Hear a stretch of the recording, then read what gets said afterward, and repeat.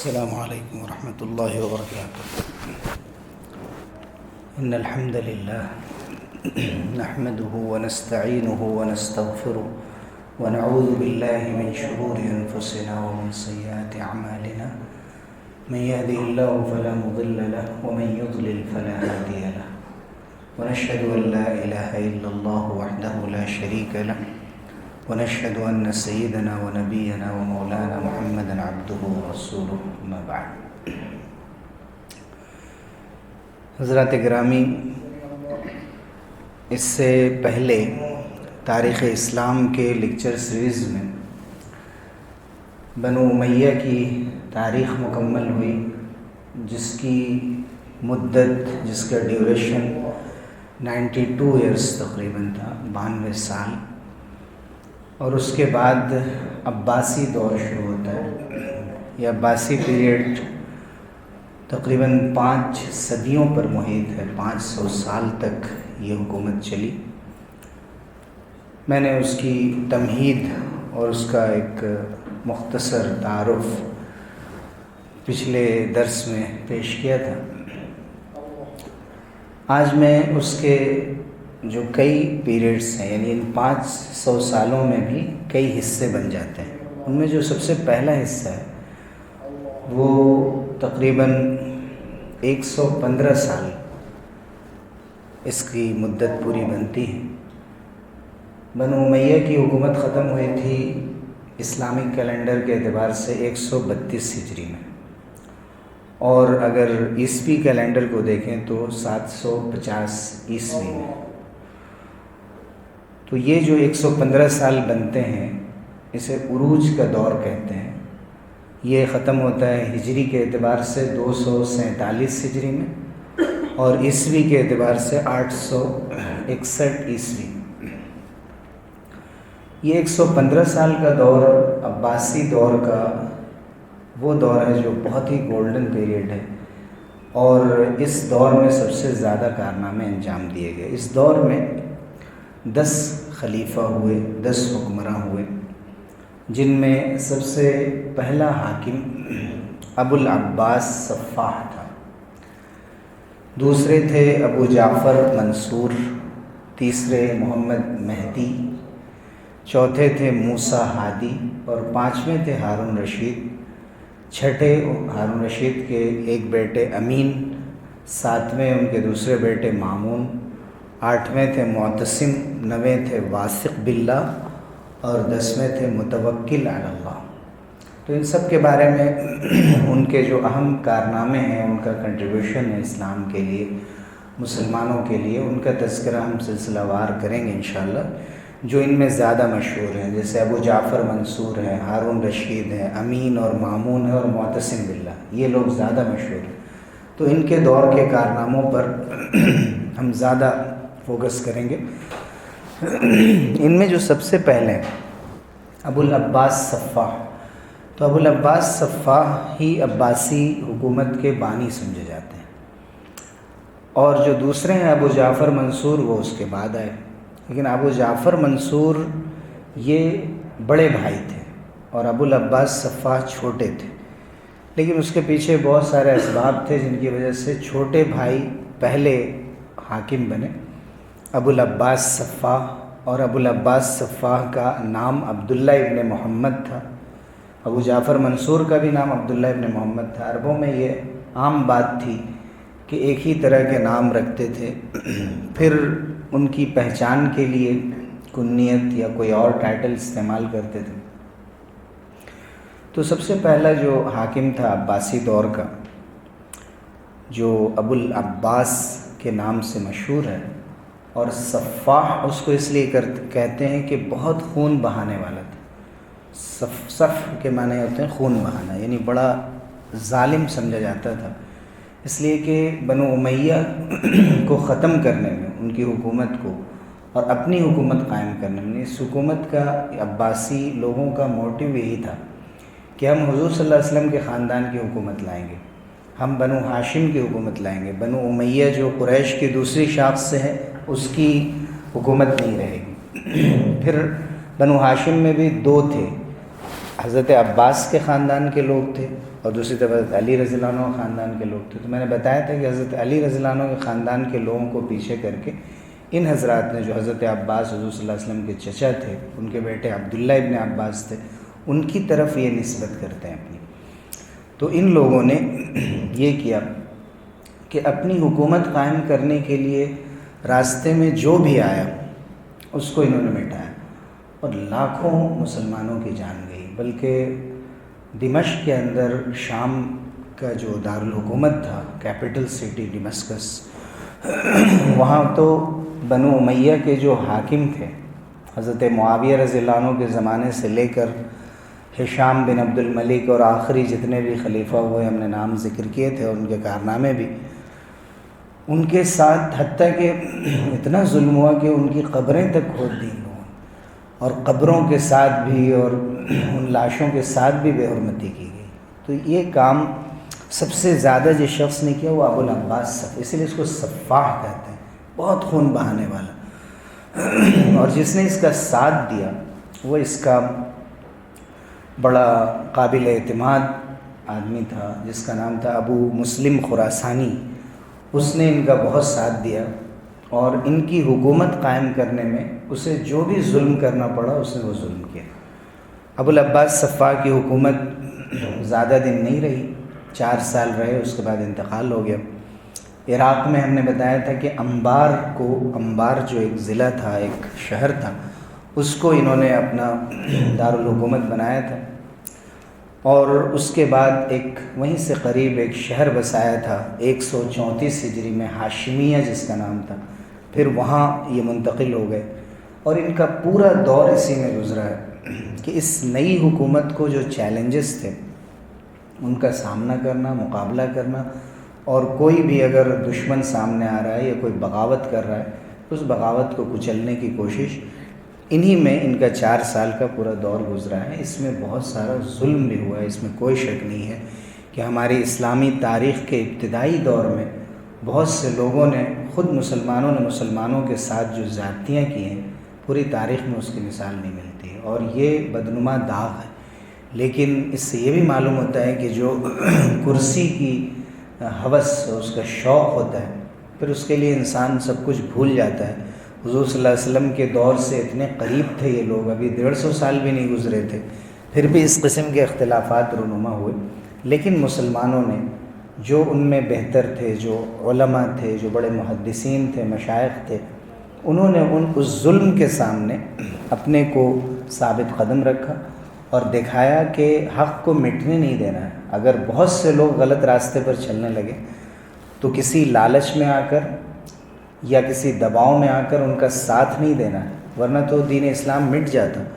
لوگوں نے اس کے لیے اللہ تعالیٰ کو اس دین کو باقی رکھنا تھا اور ظاہر ہے کہ اس میں کسی انسان کا کمال نہیں ہے. اللہ تعالیٰ نے ایسی شخصیتیں اس دین کی حفاظت کے لیے پیدا کی. مثلا ابو جعفر منصور کے دور میں حضرت امام ابو حنیفہ رحمۃ اللہ علیہ کو بار بار فورس کیا گیا کہ آپ قاضی بنیں، جج بنیں، جسٹس، چیف جسٹس بنیں. انہوں نے منع کر دیا کہ میں نہیں کر سکتا ہوں. 2 بار 3 بار پیشکش کی گئی. وہ آزاد رہ کر کام کرنا چاہتے تھے. ان کو معلوم تھا کہ میں اگر قاضی بن جاؤں گا تو حکومت کے دباؤ میں مجھے بہت سے غلط فیصلے کرنے پڑ سکتے ہیں. انہوں نے قبول نہیں کیا.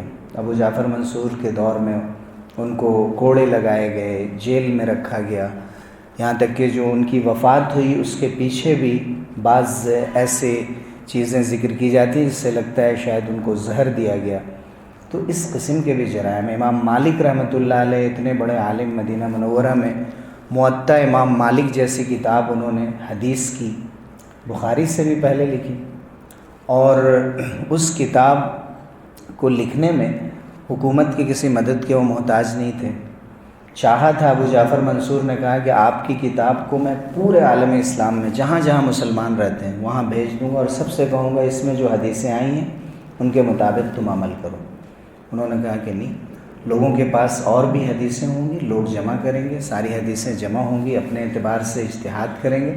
میں اپنی کتاب کو پورے عالم اسلام پہ نافذ کرنے کے حق میں نہیں ہوں. تو یہ امام مالک کو بھی بہت سزائیں دی گئیں، امام شافعی رحمۃ اللہ علیہ کو بہت سزائیں دی گئیں.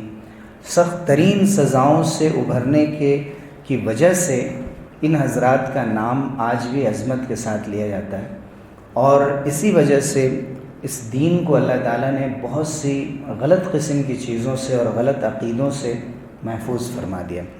تو یہ ابو العباس صفا تھے جو مشہور تھے کہ اللہ تعالیٰ نے ان کو بڑی عقل سے نوازا ہے، اخلاق بہت اچھے ہیں، تدبیر اور تدبر کی بھی صلاحیت ہے، معاملات کو ڈیل کرنے کی صلاحیت ہے، لیکن اس کے ساتھ ساتھ جیسا کہ ہم نے ذکر کیا کہ ظلم اور ستم میں بھی ان کا کوئی جواب نہیں تھا، اور ساتھ دینے میں ابو مسلم خراسانی بہت آگے تھے۔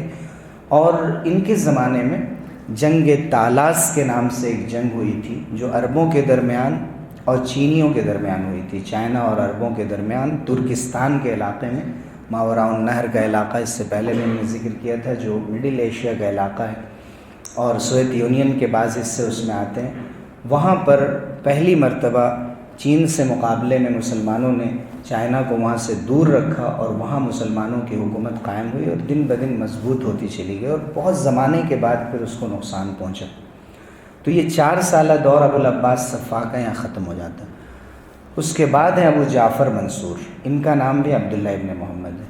تاریخ میں جن چند لوگوں کے نام لیے جاتے ہیں حکمرانوں میں، بڑے رولرز اور امپائرز اپنے زمانے کے، ان میں ابو جعفر منصور کا نام بھی یقیناً لیا جائے گا، اور ایک بڑا حکمراں تھا، بہت سے بڑے کام کیے انہوں نے۔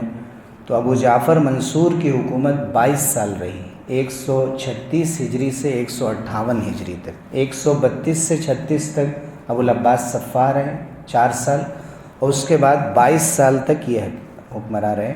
یہ ابو العباس کے بڑے بھائی تھے لیکن بعد میں حاکم بنے، اور مورخین کا کہنا یہ ہے کہ صحیح معنی میں اگر یہ کہا جائے اور دیکھا جائے کارناموں کے اعتبار سے، تو ابو العباس صفا نہیں بلکہ ابو جعفر منصور ہی عباسی خلافت کا بانی ہے، اس کا حاکم ہے، اس کا فاؤنڈر ہے، اس لیے کہ ان کے دور میں سب سے زیادہ کام ہوئے ابتدائی دور میں۔ انہوں نے عباسی خلافت کی جڑوں کو مضبوط کیا۔ یہ بہت انصاف پسند بادشاہ سمجھے جاتے تھے، پیوند لگے ہوئے کپڑے بھی انہوں نے پہنے، لوگوں کے ساتھ بہت اچھا سلوک بھی کرتے تھے، لیکن میں نے بتایا کہ اگر ذرہ برابر بھی پتہ چل جائے کہ ہمارے اصولوں کے خلاف کوئی جا رہا ہے، یعنی ہماری حکومت کے خلاف جا رہا ہے، جیسے میں نے ذکر کیا کہ امام ابو حنیفہ، امام مالک رحمۃ اللہ علیہ کے ساتھ انہوں نے جو کچھ کیا وہ بہت بڑی غلطی تھی، اور اس کی وجہ سے ان کے سارے کارناموں پر ایک دھبا لگ گیا۔ اور وجہ اس کی یہی تھی کہ اس زمانے میں حضرت حسن رضی اللہ عنہ کے 2 پوتے تھے، محمد ذو النفس الزکیہ اور حضرت ابراہیم۔ یہ دونوں حضرات بڑے اللہ والے تھے، بڑے عالم تھے، اور انہوں نے یہ کوشش کی تھی کہ عباسیوں کے بجائے حضرت علی اور حضرت حسن حسین کے خاندان کی حکومت قائم ہو، جو کمزور پڑ گئی تھی بیچ میں۔ اس وجہ سے ابو جعفر منصور نے ان سے بھی انتقام لیا، اور امام مالک اور امام ابو حنیفہ نے چونکہ محمد ذو النفس الزکیہ کا ساتھ دیا، آج جو ہندوستان میں سادات کے بڑے خاندان ہیں جن کا شجرہ محفوظ ہے، جیسے حسنی خاندان ہے، یہ خاندان بھی محمد ذو النفس الزکیہ سے جا کر ملتا ہے، تو امام مالک امام ابو حنیفہ نے بھی ان کا ساتھ دیا، تو ان کو بھی راستے سے ہٹانے کی انہوں نے کوشش کی۔ لیکن بالعموم ابو جعفر منصور کو ایک انصاف پسند بادشاہ سمجھا جاتا تھا، اور ان کا زیادہ تر وقت حکومت کے کاموں میں صرف ہوتا تھا۔ یہ زیادہ وزیروں پر، امیروں پر بھروسہ نہیں کرتے تھے، یہ خود سے زیادہ تر کام آگے بڑھ کر دیکھتے تھے، اور انہوں نے اعلان کر رکھا تھا کہ حاکم سے، مجھ سے یا میرے کسی بھی حکومت کے ذمہ دار سے اگر کوئی کسی کو شکایت ہو تو وہ علی الاعلان اس کا ذکر کر سکتا ہے، مجھ سے بتا سکتا ہے، اور اس میں کسی سے کوئی انتقام نہیں لیا جائے گا۔ ابو جعفر منصور کا ایک بڑا کارنامہ بغداد شہر کی بنیاد ہے۔ بغداد شہر کو انہوں نے بسایا، اور بغداد شہر بالکل دریائے دجلہ کے کنارے تھا، اس کو آباد کیا گیا تھا۔ آب و ہوا کے اعتبار سے، موسم کے اعتبار سے بہت اچھی جگہ تھی۔ دجلہ اور فرات 2 نہریں مشہور ہیں عراق میں، جیسے کہ مصر میں دریائے نیل مشہور ہے، تو دجلہ کے کنارے، عام طور سے لوگ دجلہ کہتے ہیں لیکن صحیح لفظ دجلہ ہے، دجلہ کے کنارے یہ شہر انہوں نے آباد کیا، اور اس کو، دجلہ کو نہر السلام کہا جاتا تھا، سلامتی کی نہر۔ تو اس شہر کا نام بھی بغداد کو بھی دارالسلام کہا جانے لگا، اور وجہ یہ تھی کہ جنت کے ناموں میں سے ایک نام دارالسلام بھی ہے، تو اسی اعتبار سے اس کو مدینۃ السلام کہا گیا، سلامتی کا شہر۔ اور آگے چل کر دنیا کے بڑے شہروں میں اس کا شمار ہوا۔ بہت جلدی اس کی آبادی تقریباً 20 لاکھ ہو گئی تھی۔ جب عروج کا زمانہ تھا، ابو جعفر منصور کے زمانے میں ترقی کا زمانہ تھا، تو صرف جو جگہ جگہ سرائے خانے بنے ہوئے تھے اور حمام بنے ہوئے تھے لوگوں کے لیے، ان کی تعداد صرف شہر میں 17,000 سے زیادہ تھی۔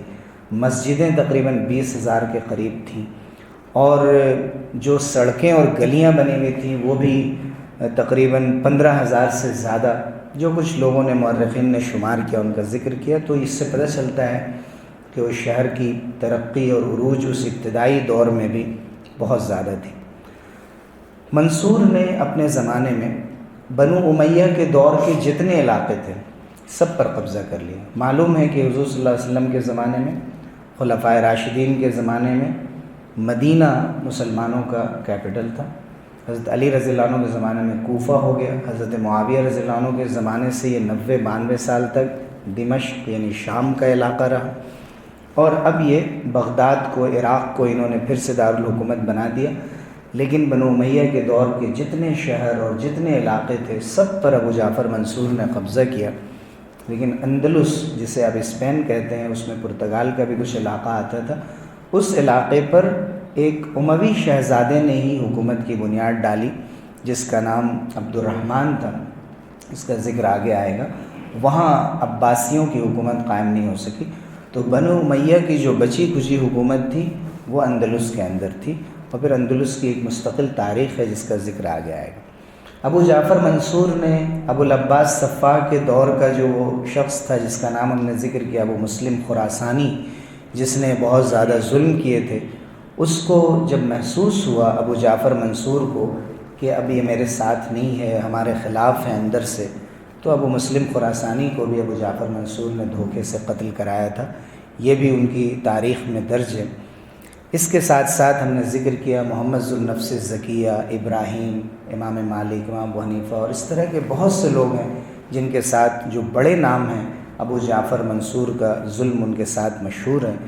لیکن روم سے مسلمانوں کی دوبارہ جنگ ان کے زمانے میں ہوئی، ابو جعفر منصور کے زمانے میں رومن امپائر سے، اور 155 ہجری میں یعنی تقریباً وفات سے 3 سال پہلے ابو جعفر منصور نے قیصر روم کو، قیصر کہتے تھے جو بھی روم کا بادشاہ ہوتا تھا، جیسے ایران کے بادشاہ کو کسریٰ کہتے تھے، مصر کے بادشاہ کو فرعون کہتے تھے، تو روم کے قیصر کو انہوں نے مجبور کیا تھا کہ وہ مسلمانوں کے ماتحت رہیں اور جزیہ دینے پر مجبور ہوئے۔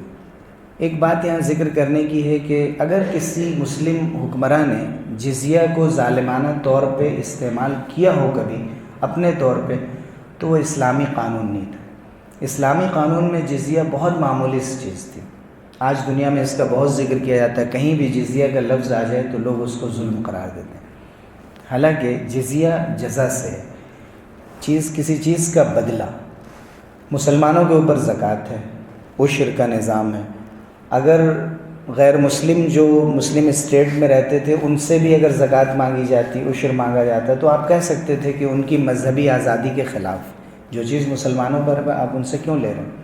اور مسلمانوں کی زکوٰۃ کا جو تناسب ہے، اس کی جو مقدار ہے وہ زیادہ ہے جزیہ کے مقابلے میں، تو ان کے اوپر ایک تو جو ان کی زمین میں غلہ ہوتا تھا مسلمانوں سے عشر لیا جاتا تھا، ان سے خراج لیا جاتا تھا، خراج کے نام سے ایک ٹیکس ہوتا تھا، وہ تو جتنی پیداوار ہوئی اس کے اعتبار سے ایک لم سم لیا جاتا تھا۔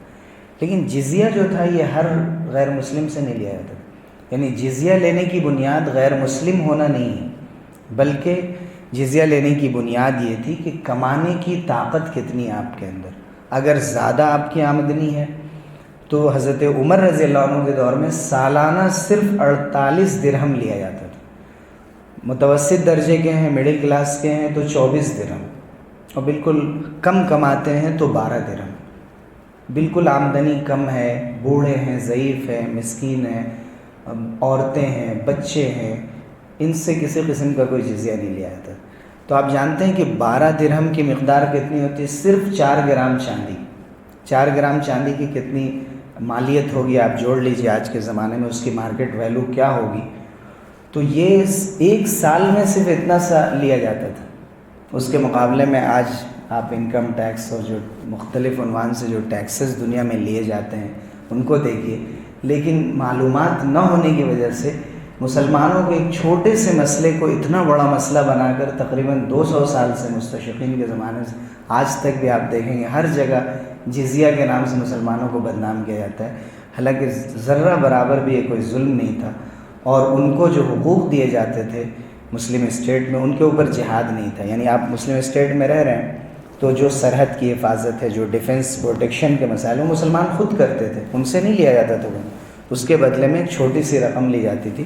تو یہ انصاف کے بالکل مطابق تھا اور اس میں کسی قسم کا کوئی ظلم نہیں تھا.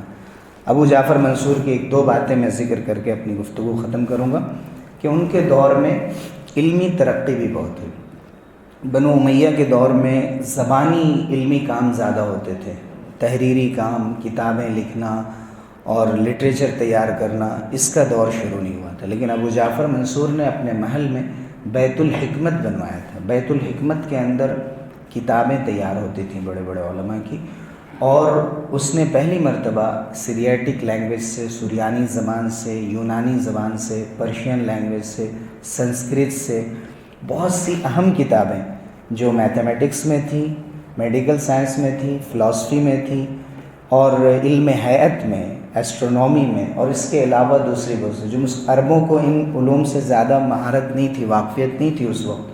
ان کتابوں کے ٹرانسلیشن کے بعد عربوں نے ان علوم کو سیکھنا شروع کیا اور پھر وہ بہت آگے بڑھ گئے. بعد کے زمانے میں یورپ نے پھر ان سے استفادہ کیا. تو ابو جعفر منصور نے ہی اس کو شروع کیا تھا، جس کو مامون رشید نے بڑے درجے میں اس کو پھیلا دیا اور اپنے زمانے میں بیت الحکمت اور بڑے درجے میں انہوں نے قائم کیا تھا. صرف محل کے اندر نہیں تھا بلکہ اس کے لیے بڑے بڑے علماء نے کام کیا اور بہت سے ٹرانسلیشن کے خاص طور سے کام ہوئے. تو ابو جعفر منصور کے یہ چند کارنامے ہیں. اس کے ساتھ چند باتیں اور کہ امام ابو حنیفہ رحمۃ اللہ علیہ نے جو فقہی کونسل قائم کی تھی جہاں 85,000 مسائل پر بحث ہوئی جن کا تعلق معاملات سے تھا، جو لوگوں کے لین دین کے مسئلے ہوتے ہیں یا نکاح کے اور شادی بیاہ طلاق وغیرہ کے مسئلے ہوتے ہیں، اور 85,000 مسائل ایسے تھے جن کا تعلق عبادتوں سے تھا، نماز سے لے کر حج وغیرہ سے. ان مسئلوں پر جو ڈیبیٹ ہوتے تھے ان کی مجلس میں، اور اس کے بعد کسی ایک مسئلے کو دریافت کیا جاتا تھا، ریزولوشن پاس ہوتے تھے. یہ اسی زمانے میں ہوا. امام مالک نے اسی زمانے میں حدیث کی گویا پہلی کتاب لکھی، اور اسی زمانے میں سیرت پہ بھی پہلی کتاب لکھی گئی جو ابن اسحاق نے مغازی کے نام سے لکھی تھی. تو یہ کچھ اہم چیزیں. اس کے علاوہ جو مختلف بادشاہوں کے کارنامے تجارت کے میدان میں، صنعت کے میدان میں، دوسرے میدانوں میں، ان میں بھی ابو جعفر منصور کا حصہ ہے. یہ حج کرنے کے لیے گئے تھے 158 ہجری میں. وہیں مکے میں گھوڑے سے گر کر ان کا انتقال ہوا تھا. سفیان ثوری جو بہت بڑے محدث اور فقیہ تھے، حضرت سفیان ثوری رحمۃ اللہ علیہ، انہوں نے ان کی نماز جنازہ پڑھائی تھی، اور مکہ مکرمہ میں ہی ابو جعفر منصور کی قبر ہے. تو یہ مختصر سی تاریخ ہے ابو جعفر منصور کی، جن کے دونوں پہلوؤں کو ہم نے دکھایا کہ کہاں ان کے اصل کارنامے ہیں اور کہاں ان سے غلطی ہوئی. اس کے بعد انشاءاللہ ان کی اور کچھ چیزوں کا ذکر کرتے ہوئے ہم آگے بڑھیں گے. جزاکم اللہ خیرا وآخر دعوانا الحمدللہ.